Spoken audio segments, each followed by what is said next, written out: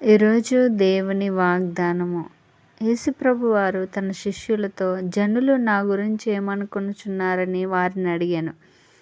కొందరు ఇర్మియా అనుచు, కొంతమంది బాప్తిస్మమిచ్చు యోహాననియు, కొంతమంది మరి ప్రవక్తలలో ఒకడని చెప్పుకొనుచున్నారని చెప్పాను. సీమోను కుమారుడైన పేతురు, నువ్వేమనుకొనుచున్నావు అన్నప్పుడు, నీవు దేవుని కుమారుడువు, క్రీస్తువు, మమ్మల్ని రక్షించడానికి వచ్చిన దేవునివి, మేము నిన్ను ఆరాధిస్తున్నాము, నువ్వు నిజమైన దేవుడివి, నువ్వే రక్షకుడివి అని చెప్పినప్పుడు మరి దేవుడు చెప్పాడు, పేతురు, ఇక మీదట నీవు సీమోను అనబడవు. పేతురు అనగా బండ మీద నా సంఘమును కట్టెదను అని చెప్పాడు.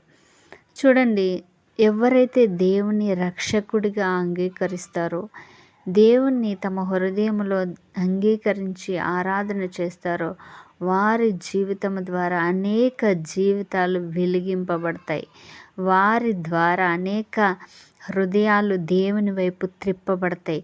పేతురికి అదే చెప్తూ ఉన్నాడు దేవుడు, నీతో కూడా మాట్లాడుతున్నాడు. నీ ద్వారా అనేకులు రక్షింపబడతారు. ఆమేన్.